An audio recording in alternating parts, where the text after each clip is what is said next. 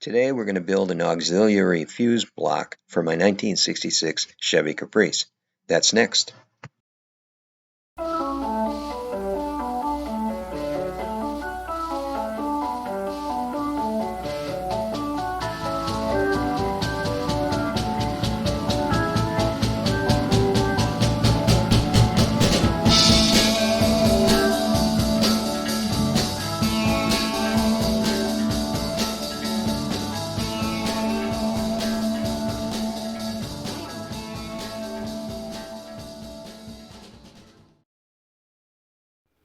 Okay, come here, I got something to show you. This is an auxiliary fuse block.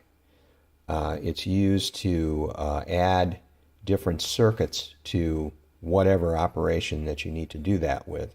In my case, I've got that 66 Chevy, and believe it or not, the fuse block in that car only holds 6 fuses. They didn't have a whole lot of stuff back in 66 to put in those cars, so the fuse blocks just plain didn't hold a whole lot. What I want to do is add an auxiliary fuse block so that I can add things onto the car without causing too much of an overload on the original fuse block. Now I'm going to tell you right off the bat, this is not an original idea for me. I got this whole idea from another YouTuber. His channel is called Broken Wrenches, and he's got an outstanding video that goes into complete detail on how to do this. In fact, I'm going to put a link in the description so that you can see it. It's really good, and I suggest you take a good look at it before you do anything. So this guy is basically what they call an ice cube relay. You can pick these up pretty much anywhere. They have the associated numbers located on the back so you can tell which one of the pins does what. There's a pin for the load, there's one for the ground, one for the battery, and then one for the keyed accessory. And there's also this 5th pin in the center. We're not going to use that today. You can just buy a 4-pin version of this from what I understand, but I found this one on Amazon and I got that instead. I also have this connector here that will allow me to connect everything up to that relay and then eventually get it all wired up to the fuse block itself.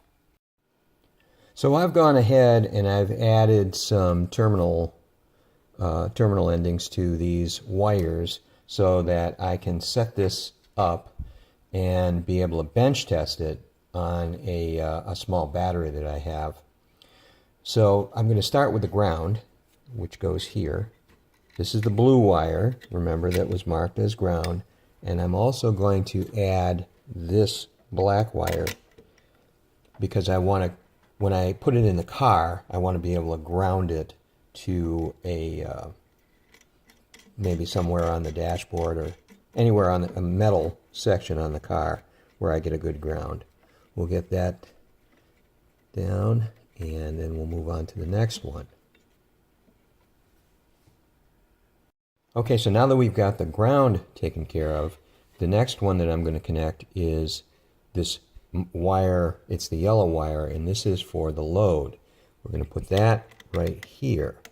What that's going to basically do is provide the 12 volts across this whole bus bar here, so that we will be able to plug in our fuses and make all the connections.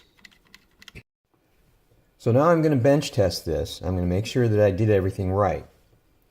What I have here is the red wire is going to the positive on the battery. I've got the black ground going to the negative on the battery. And this green wire is the accessory. Now, if this was in the car and I turned the key, this accessory suddenly gets 12 volts.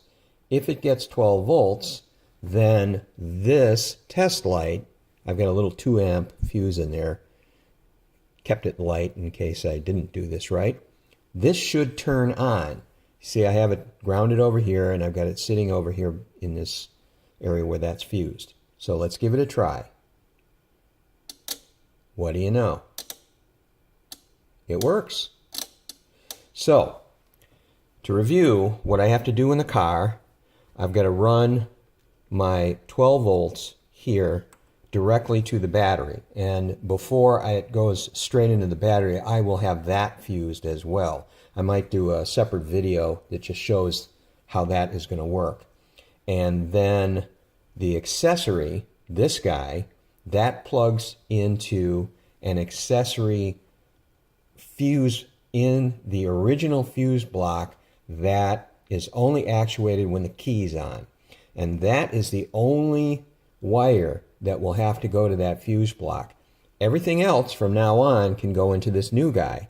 And this expands the capabilities on the car by 100%. So I would call this bench test a success. Now we just have to get it in the car. We'll see you on the next video.